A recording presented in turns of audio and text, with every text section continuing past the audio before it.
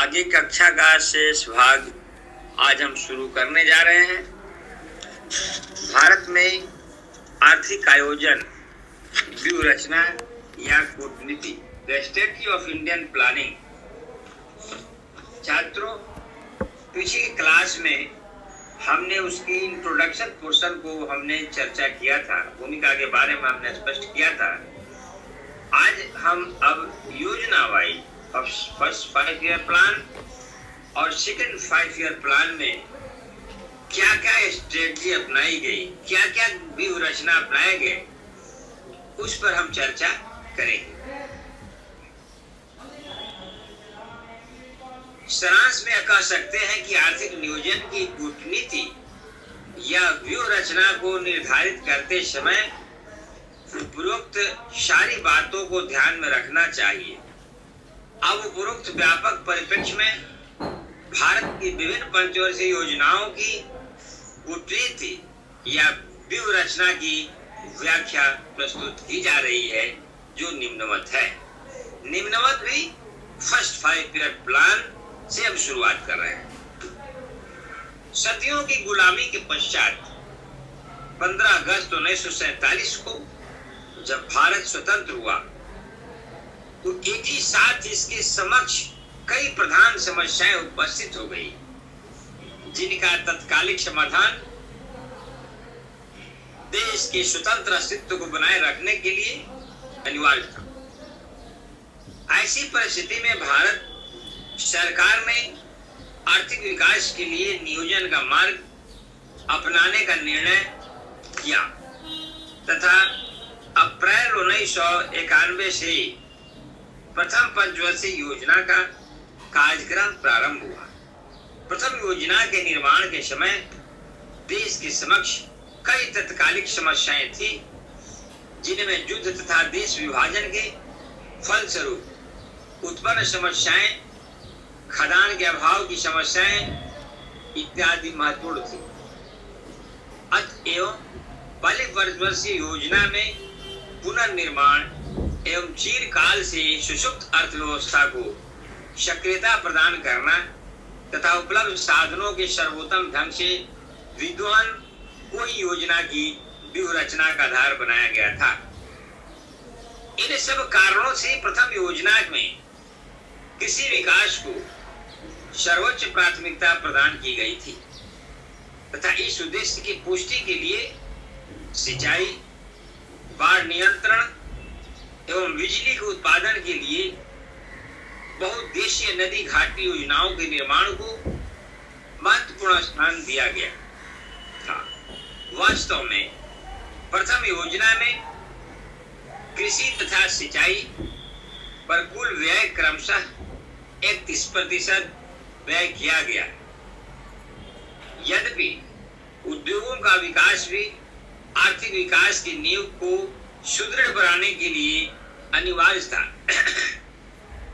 तथापि तत्कालिक समस्याओं के समाधान के अतिरिक्त कृषि को उच्च प्राथमिकता प्रदान करने का मूल उद्देश्य बढ़ती हुई जनसंख्या तथा विस्तारशील औद्योगिक क्षेत्र की भावी आवश्यकताओं को पूरा करना भी था। साथ ही कृषि पर जोर या कृषि को उच्च प्राथमिकता देना इसलिए भी अनिवार्य था कि कृषि के विकास से ग्रामीण जीवन के विकास की आवश्यक पृष्ठभूमि तैयार की जा सकती थी। साथ ही रोजगार के सृजन की दृष्टि से भी इसे आवश्यक माना गया था। रोजगार बढ़ाने के उद्देश्य से ही सामुदायिक विकास तथा कुटीर एवं ग्रामीण उद्योगों को भी विशेष महत्व दिया गया था। छात्रों, प्राथमिकताओं की दृष्टि से अगला स्थान परिवहन तथा संचार के विकास, जिसका कुल व्यय 27% को दिया गया था, ताकि उन परिवहन बाधाओं को दूर किया जा सके जिन्होंने अर्थव्यवस्था को महामारी ग्रस्त बना दिया था और विकास की प्रक्रिया में जिनके बाधक होने की आशंका थी। साथ ही प्रथम योजना का लक्ष्य था स्वास्थ्य, स्वच्छता प्रबंध तथा शिक्षा में सुधार करना और प्रभावपूर्ण सांस्कृतिक उन्नति के लिए सामाजिक परिस्थितियां उत्पन्न करना। इसलिए सामाजिक सेवाओं पर व्यय की राशि कुल परिव्यय का 23% भाग थी। इतना ही नहीं, प्रथम योजना में निजी क्षेत्र को पर्याप्त महत्व दिया गया था। प्रथम योजना की व्यूह रचना का समीक्षात्मक मूल्यांकन। छात्रों, इस प्रकार प्रथम योजना की कूटनीति यह थी कि आवश्यक आर्थिक तथा सामाजिक ऊपरी सुविधाओं जैसे बिजली, परिवहन, लोक स्वास्थ्य, शिक्षा इत्यादि का निर्माण किया जाए और कृषि का विकास किया जाए, जिससे कि आगामी योजनाओं में औद्योगिकरण के लिए एक ठोस आधार प्रदान किया जा सके। किंतु प्रथम योजना की यह कूटनीति वास्तव में कई कारणों से दोषपूर्ण सिद्ध हुई। इस कूटनीति का प्रधान दोष यह था कि इसमें उद्योग तथा खनिज का विकास प्रमुख रूप से निजी क्षेत्र पर ही छोड़ दिया गया था तथा उन पर सार्वजनिक व्यय की कुल मात्र 4% ही व्यय की व्यवस्था थी। इसका परिणाम यह हुआ कि द्वितीय योजना के दौरान जब आधारभूत तथा भारी उद्योगों में बड़े पैमाने पर विनियोग करने की नीति अपनाई गई, तो विदेशी विनिमय, औद्योगिक कच्चे माल की कमी, बढ़ती कीमतों इत्यादि संबंधित कई गंभीर कठिनाइयां उत्पन्न हो गई। प्रोफेसर लिविस के अनुसार इसका प्रथम प्रमुख कारण यह था कि प्रथम योजना काल केवल विभिन्न राज्यों तथा राजकीय परियोजनाओं का एकीकरण मात्र थी, जिनमें परस्पर संबद्धता का अभाव था।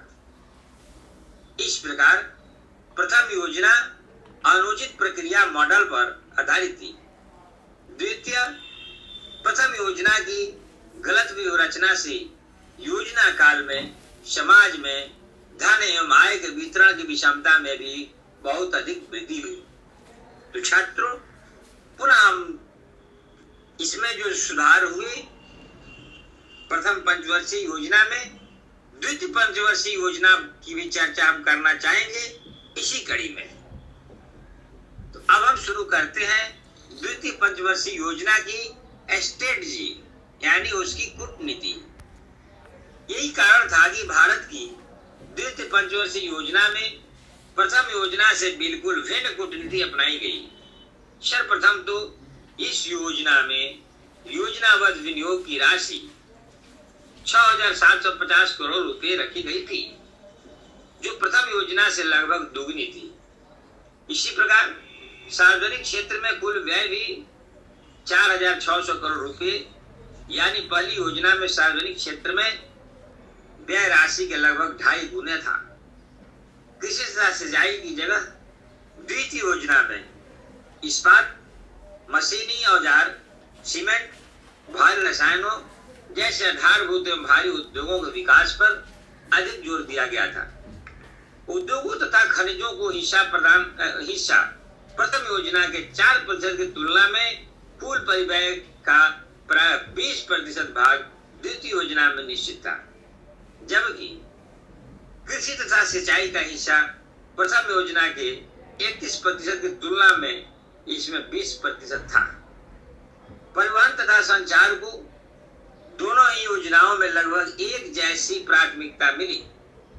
सामाजिक सेवा तथा विविध मदों पर परिव्यय में प्रतिशत व्यय द्वितीय योजना में अपेक्षाकृत कम और ग्राम तथा लघु उद्योगों पर उसकी प्रतिशतता प्रथम योजना से ठीक दुगनी थी। द्वितीय योजना का निर्माण प्रोफेसर पीसी महालोविश द्वारा प्रस्तुत मॉडल के आधार पर किया गया था। प्रोफेसर महालोविश के अनुसार द्वितीय योजना की कूटनीति यह थी कि भारी उद्योगों में विनियोग और सामाजिक सेवाओं पर खर्च को बढ़ाया जाए, क्रय शक्ति बढ़ाई जाए और नई मांग उत्पन्न की जाए, और नई मांग को पूरा करने के लिए लघु तथा गृह उद्योगों में जहां तक संभव हो सके विनियोग तथा उत्पादन बढ़ाकर उपभोक्ता वस्तुओं की पूर्ति बढ़ाई जाए।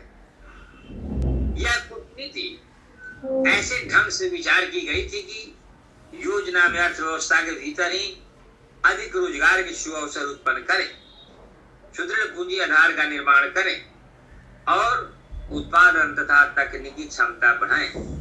इसलिए द्वितीय योजना में भारी मशीन निर्माण, इस्पात, लौह धातुओं तथा बिजली के विकास को उच्चतम प्राथमिकता दी गई थी। किंतु चूंकि अल्प अवधि में भारी उद्योगों की रोजगार क्षमता सीमित रहती है, इसलिए कुटीर तथा ग्राम उद्योगों के विकास पर विशेष ध्यान केंद्रित किया गया था। द्वितीय योजना काल में इनके विकास पर 175 करोड़ रुपए खर्च किया गया था। 1956 में घोषित भारत के औद्योगिक नीति के आधार पर द्वितीय योजना काल से ही सार्वजनिक क्षेत्र में उद्योग धंधों, विशेषतः आधारभूत उद्योगों की स्थापना को अत्यधिक महत्व दिया जाने लगा था। छात्रों, द्वितीय योजना के व्यूह रचना की आलोचनात्मक समीक्षा इस प्रकार थोड़ी सी हम लोग कर लेते हैं। द्वितीय योजना की कूटनीति की भी कई कारणों से आलोचना की जाती है।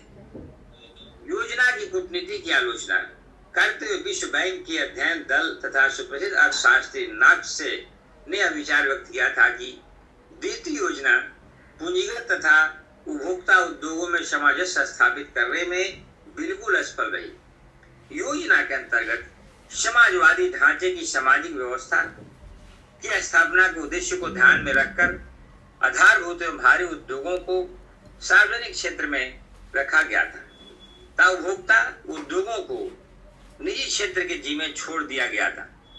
निजी तथा सार्वजनिक क्षेत्र के अंतर्गत क्षेत्र का विभाजन इस प्रकार से किया गया था कि आसान तथा लाभदायक उद्योग निजी क्षेत्र को प्राप्त हुए, जबकि भारी जोखिम पूर्ण एवं देर से लाभ देने वाले उद्योगों को सार्वजनिक क्षेत्र के लिए सुरक्षित कर दिया गया। परिणाम यह हुआ कि निजी क्षेत्र के लाभ की सीमा बहुत बढ़ गई, जबकि सरकारी क्षेत्र को समाजवाद के नाम पर केवल हानि ही हानि लगी। दूसरे शब्दों में लाभ के स्थान पर सरकार ने हानि का समाजीकरण ही किया। छात्रों, द्वितीय योजना की कूटनीति प्राथमिकताओं के चयन तथा संतुलन की दृष्टि से भी असफल रही। वास्तव में प्रथम योजना काल में कृषि के क्षेत्र में सफलता को देखकर योजना आयोग ने द्वितीय योजना में कृषि की लगभग पूर्ण रूपेण अवहेलना की थी।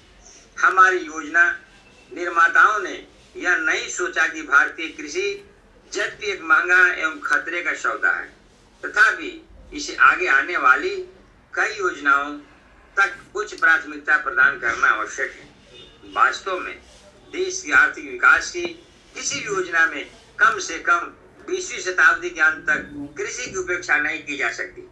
परिणाम स्वरूप इसके अल्प विकास के प्रयत्न घातक सिद्ध हुए। निम्न कृषि उत्पादन उपभोक्ता वस्तुओं की आपूर्ति बढ़ाने में लघु क्षेत्र की असमर्थता तथा अपर्याप्त नियंत्रण के अभाव में मूल्य में निरंतर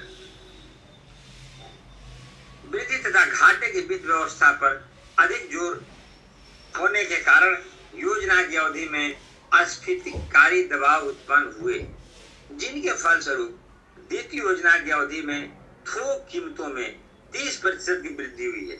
भुगतान संतुलन की प्रतिकूलता भी बहुत बढ़ गई है, जिसने योजना निर्माताओं के समक्ष एक नई समस्याएं उत्पन्न कर दी। छात्रों, द्वितीय योजना का परिचालन पक्ष अत्यंत कमजोर रहा। इसकी कूटनीति समन्वय की दृष्टि से भी असफल रही। वास्तव में इनमें विभिन्न मंत्रालयों, परिषदों, आयोगों तथा विभागों के कार्यक्रमों में आवश्यक समायोजन का अभाव था। इसलिए श्रीमती बराबरा का यह कथन सही जान पड़ता है कि Indians are goods planners bad executors. छात्रों, हम लोग Indian strategy of second 5 year plan करीब करीब हम लोग समाप्त कर चुके हैं और आज हम इस कक्षा का समापन यही करते हैं और पुनः दूसरी क्लास में जब हम मिलेंगे तो थर्ड 5 ईयर प्लान की क्या स्ट्रेटजी थी, उसकी रूपरेखा क्या थी, उस पर हम चर्चा करेंगे। धन्यवाद। जब